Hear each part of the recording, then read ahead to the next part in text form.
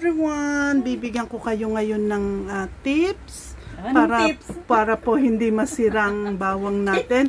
Bumili po ako ng bawang na $10. Ito po hinimay namin. Para po tumagal ang inyong bawang, balatan ninyo at tapos ilagay po natin dito sa ganito. Ewan ko kung ano pong tawag nito. Grinder. Grinder po. Para tumagal ang inyong tumagal ang inyong bawang. Ganito lang yung gagawin natin. Nilagay ko na siya dito. Tapos i-grind ko siya.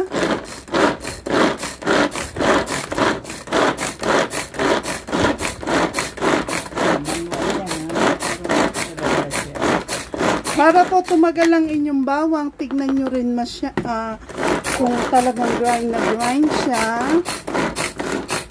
Kung pwede na, iganyan nyo lang po. Ayan siya. Success! Ito, sayang.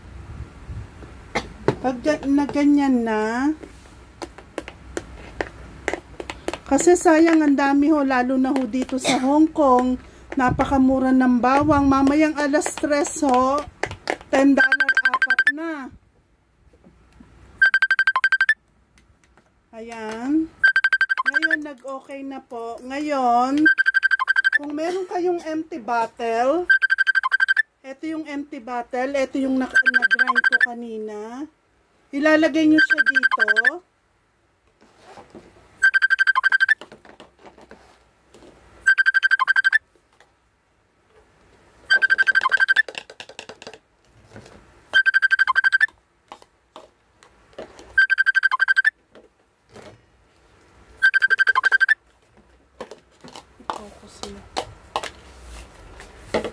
Ilalagay natin lahat dito, isasalin natin.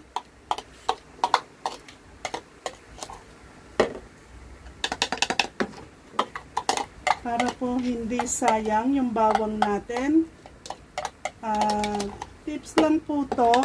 Tapos ayan na puno na natin. Nalagay na natin dito. Tapos lagyan po natin siya ng oil. After natin siyang mag-grind, para po tumagal, kahit 6 months pwede nyong ikip ito. Lalagyan lang natin siya ng oil para hindi masira. Pwede natin, after nyan, lagay natin sa rep. Di po ba? Tumatagal to hanggang 6 months. Ayan, ganun lang guys. Thank you for watching.